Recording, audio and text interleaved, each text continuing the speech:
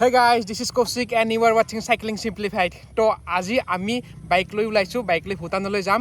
আমি last Sunday ইয়াৰ পৰা ভূটানলৈ গৈছিলো সাইকেল লৈ, কিন্তু ভূটানৰ গেট নতুনকৈ খুলিছে, আমাক কিন্তু সাইকেল লৈ যাব নিদিলে। সেইকাৰণে আজি বাইক লৈ যাম, বাইক লৈ ভিতৰত যাম। তাত ভোটাৰ কাৰ্ড, ড্ৰাইভিং লাইসেন্স, তাৰপিছত গাড়ীৰ আৰচি এইবিলাক সব লাগিব। তো আমি এইখিনি ফুল ৰেডি পকেটত লৈ আহিছো। তো দেখিছে বাইকত তেল নাই, একদম জিৰো হৈ গৈছে, তেল জিৰো একদম। বলক জলদি তেল ভৰাই লওঁ এতিয়া।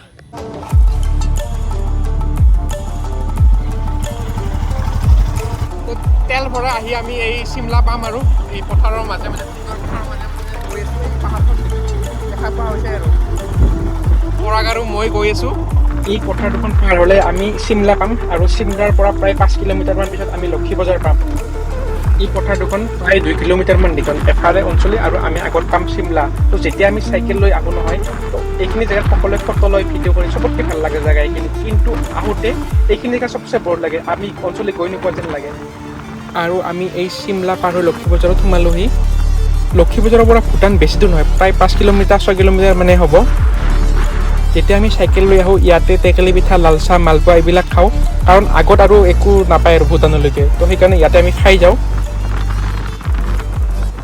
আৰু লক্ষী বজাৰ পাৰ হোৱাৰ পিছত আমি আহি পাওঁ দাধৰাত মানুহে নিউ ইয়েৰতে হওক বা উইকেণ্ডত হওক বা 15 আগষ্টত হওক, এইবিলাকত মানুহে প্ৰাকৃতিক সৌন্দৰ্য উপভোগ কৰিব হয়। ইয়াত এফালে নদী থাকে, এফালে পাহাৰ আছে, এফালে ৰবৰ বাগান আছে। তো ফাইনেলি আমি এই লক্ষী বজাৰৰ ব্ৰিজখন আহি পালোঁ। ইয়াত চব মানুহে যিসকলে ভূটানত ফালে আহে, সকলো ইয়াত ফটো চটো উঠে।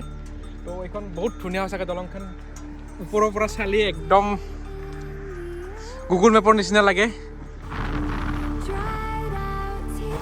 আৰু দাধৰা পাৰ হৈ আমি পাম এতিয়া SSB চেক পইণ্ট। ইয়াত আমাৰ ড্ৰাইভিং লাইচেন্স, গাড়ীৰ আৰচি এইবিলাক চাব। তো এইখিনি চেক কৰিব, চবখিনি ডকুমেণ্টছ ঠিক আছেনে নাই, তাৰপিছত আমাক তাৰপিছত যাব এলাউ কৰিব। আৰু আমি চেক পষ্টত এণ্ট্ৰি কৰি লৈ আহিলোঁ। এতিয়া এইফালে গৈ আছোঁ, আমাৰ আগত আৰু একো নাই, তো ডাইৰেক্ট ভূটানৰ গেটলৈকে যাম। এতিয়া গেটত আকৌ পাছ ল'ব লাগিব ভূটান বৰ্ডাৰত। এই যে ৰাস্তাৰ দুফালে দুখন জংঘল দেখিছে, এই দুখন বেলেগ একো নহয়, এইখন হ'ল মানস নেশ্যনেল পাৰ্ক। তো ইয়াত আপোনাৰ যদি লাক থাকে তেতিয়া ৰাতিপুৱা আহিলে হাতী ওলায়, হাতী দেখা পাব পাৰে আপুনি। আমিও এই মাজে মাজে হাতীৰ গোবৰটো কি কয় পৰাক, গুণে গোবৰ কয়, অঁ এই গোবৰটোৱে মানে একদম কেঁচা লুথুপথুপীয়া গোবৰটো এই দেখাই পায়। আৰু কেতিয়াবা হাতীটোৰ হাগা হ'লে তো পনীয়া গোবৰো ওলাব পাৰে। কি ধুনীয়া জেগা কৈছোঁ, আৰু দুইফালে জংঘল, আগত পাহাৰ আহি আছে। তো পাহাৰখন কি হৈছে নাজানো, যে গছবিলাক আহি আছে, পাহাৰখন আমাৰ পৰা দূৰত গৈ আছে তেনেকুৱা লাগিছে। মই জুম কৰি দেখাইছোঁ বাৰু, জুম কৰাৰ পিছতো ভালকৈ আহিছেনে নাই মই গম পোৱা নাই, কিন্তু এনেকুৱা লাগিছে যেন পাহাৰখনে আমাক মাতি আছে, কিন্তু নিজে পাহাৰখন পিছুৱাই গৈ আছে। তো কি ক'ম আৰু, দে আৰু বুলিয়ে ক'ব লাগিব দে।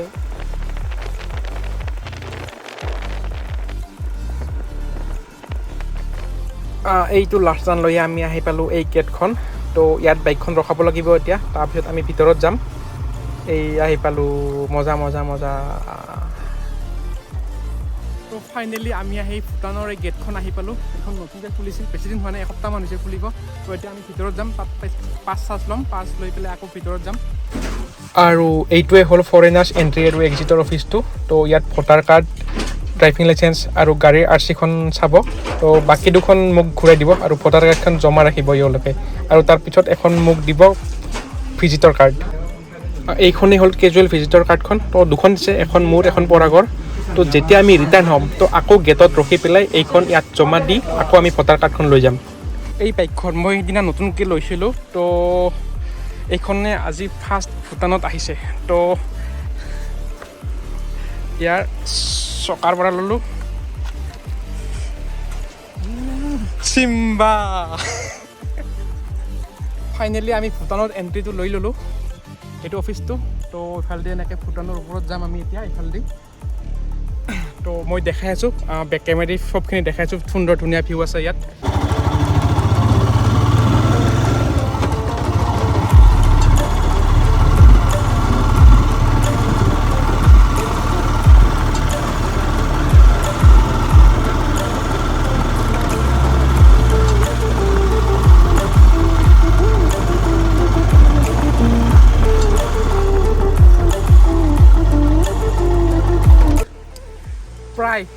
প্ৰায় 2-3 বছৰৰ মূৰত আজি এই প্ৰথম ভূটানত সোমালোঁ তো আগতে যেতিয়া গেটখন ইয়াতে নাছিল খুব আগত আছিল গেটখন তেতিয়া আমি ইয়ালৈকে চাইকেল চলাই গা ধুব অহা আছিলোঁ তো সেই মেমৰিখিনি মনত পৰি গ'ল এতিয়া তো আমি প্ৰায় 7জন একেলগে আহোঁ চাইকেল মাৰি সেই পাঠশালাৰ পৰা চাইকেল চলাই আহোঁ ইয়ালৈকে তো কিন্তু এতিয়া আহিব নিদিয়ে এতিয়া চাইকেল লৈ এইখিনিলৈকে আহিব নিদিয়ে তো আমি বাইক লৈ সেইকাৰণে আজি আহিলোঁ তো আমিও তাত গা ধুইছিলোঁ আমি কাষত চাইকেলবিলাক থৈছিলোঁ তাৰপিছত গা ধুইছিলোঁ কিয় আহিছিল লগত এদিন তো যিখিনি নহওক বাৰু ইয়াতে ৰৈ থাকিতো লাভ নাই আমি ওপৰলৈকে যাম তো আমাক যিখন কেজুৱেল ভিজিটৰ কাৰ্ড দিছে সেইখনেদি যাবলৈ অকল নামলাঙলৈকেহে পাৰ্মিশ্যন আছে তো নামলাং এখন সৰু চহৰ আৰু তো তাত দোকান পোহাৰ আছে তো ভালেই লাগে ঠাইখিনি তো তালৈকে যাম এতিয়া আমি তো ৰাস্তাটো পকা হয় যদিও ইমানো মানে সমান নহয় আৰু তো মাজে মাজে ঠেকচা আহি থাকে তো অলপ ভালকৈ চলাব লাগিব এইখিনি তো আমাৰ পাঠশালাত যেনেকুৱা গৰম এইফালে তেনেকুৱা গৰম নাই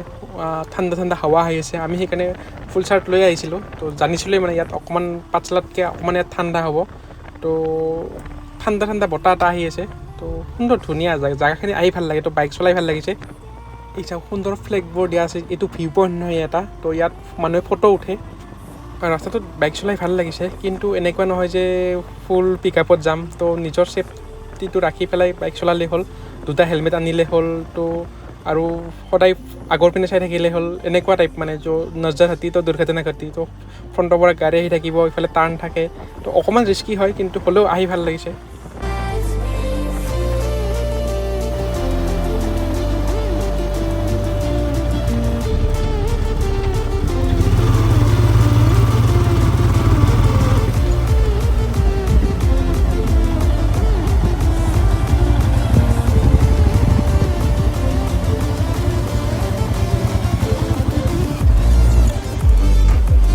তো পেট্ৰল পাম্পত সোমালোঁ তো ইয়াত তেল ভৰাই লওঁ মই তো এয়া চাওক আপোনালোকে অনলি 79 ৰুপিজ অনলি 79 একদম গললৈকে মই তেল ভৰাই আনিলোঁ আৰু নাতে ইয়াত তেল তো এনেকৈ ভৰ্তি কৰি ল'লোঁ তো আৰু মোৰ বহুত দিন টেনশ্যন নাই 20 দিনমান চলি যাব আপোনালোকে যদি ভূটানত ফুৰিব আহে তো এইটো পেট্ৰল পাম্পত তেল ভৰাই ল'ব ফুল টেংক কৰিব একদম 79 ৰুপিজ হয় য'ত ইণ্ডিয়াত আমাৰ 97 তাৰে ওলোটাটো ইয়াতে তো 79 টকা ইয়াত তো আপোনালোকে আহি ফুল টেংক কৰাই লওক আপোনাৰ পাৰ লিটাৰত প্ৰায় 20 টকাকৈ লাভ হ'ব তো ফাইনেলি আমি আহি এই নামলাং পালোহি তো ইয়াত এইটো নদী আছে তো আমাক এইখিনিৰ আগত আহিব নিদিয়ে তো মই বাইকখন তাত ৰখাই পেলাই এইখিনি কিবাকৈ আহিছোঁ কাৰণ হাত মুখ ধুই ল'ম বুলি কয় তো তাৰপিছত আহিব নিদিয়ে ওপৰত এখন স্কুল আছে সেই স্কুলখন ছুটি হোৱাৰ পিছতে আহিব দিয়ে তো আপোনালোকে যদি আহিব খোজে তো ছানডেলৈ আহিব তেতিয়া ওপৰলৈকে যাব পাৰিব আজি ফ্ৰাইডে হয়তো আমি সেইকাৰণে যাব নাপালোঁ ওপৰলৈকে তো কেতিয়াবা ছানডে আহিম আকৌ তেতিয়া ওপৰলৈ যাম কিন্তু আগতে মই গৈ থৈছোঁ বাৰু তো ইমানো মানে এই নহয় যে যাবই লাগিব তেনেকুৱা নহয় আগতে এখন স্কুল আছে মই দেখিছোঁ এইখন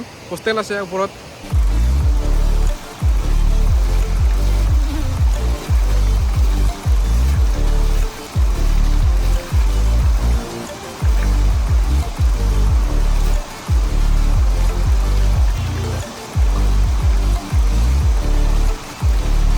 আমি এতিয়া ৰিটাৰ্ণ হৈ আছোঁ তো এটা একদম মজাৰ কথা কওঁ কি তো আমি এতিয়া যাম ন তো মই বাইকৰ চাবি বন্ধ কৰি দিম আৰু আমি প্ৰায় 60 মান স্পীডত তললৈকে নামি গৈ থাকিম তো মোৰ এই যি টেংকিটো ভৰ্তি কৰি আনিছিলোঁ সেই টেংকিটো ফুল হৈ থাকিব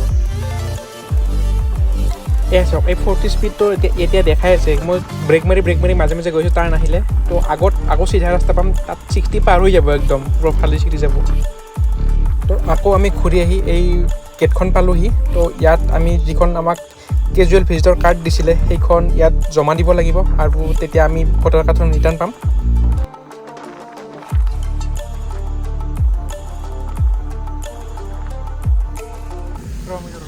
তো আমি ইণ্ডিয়াত সোমালোঁ এতিয়া আৰু লগাই ল'লোঁ মই নিউট্ৰেলত বাইকখন এতিয়া চাব আপোনালোকে তো 60-70 স্পীড এনেই উঠি যাব অলপ পিছতে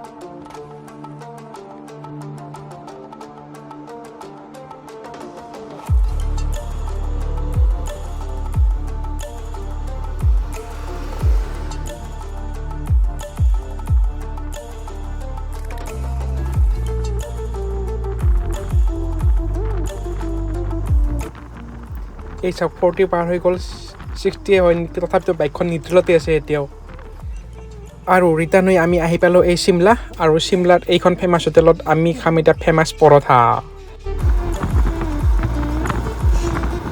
তো ভিডিঅ'টো ইমানখিনিয়ে আছিলে গাইজ আৰু এতিয়া সময় হ'ল ভিডিঅ'টোৰ পৰা বিদায় লোৱাৰ। তো মই কৈছোঁ কি আজি আপোনালোকৰ বিদায় লৈছোঁ। ধন্যবাদ। জয় আই অসম।